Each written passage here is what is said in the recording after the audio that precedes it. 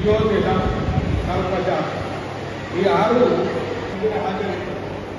అటువంటి వేదాంతములలో చక్షుస్థానీయమైనటువంటిది ఈ జ్యోతిషం అంటే అన్ని హృదయేంద్రియాల నయనం పరమాత్మ వీరి యొక్క అనుగ్రహానికి వీరి యొక్క సద్వినియోగానికి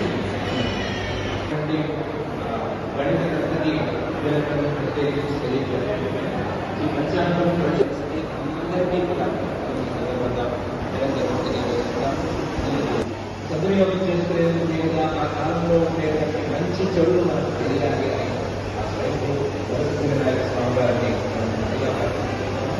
ప్రార్థించుకుంటూనే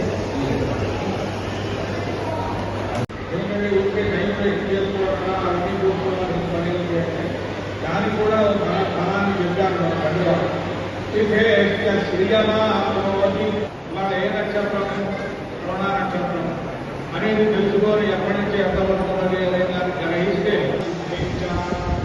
పదకొండు కరణాలు ఇవి జరుగుతూ ఉంటాయి.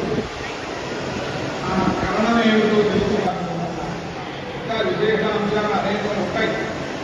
ప్రధానంగా ఈ 5 విభాగాలు చాలా శ్రమ ఉన్నది. ఇంకా వారు చెప్పినట్టుగా కొన్ని లక్షల కోట్ల గుణితాలు కూడా చేయాలి. వేసి భాగాన్ని తీసివేసి కూతురు పెట్టి అది ఎంతంటే ఒక 15-20 అంకెలు కూడా వస్తూ ఉంటాయి. పెట్టిందంటే మళ్ళీ ఫలితంలో గమనంలో మార్పు వస్తూ ఉంటుంది. అందువల్ల చాలా జాగ్రత్తగా శిక్షా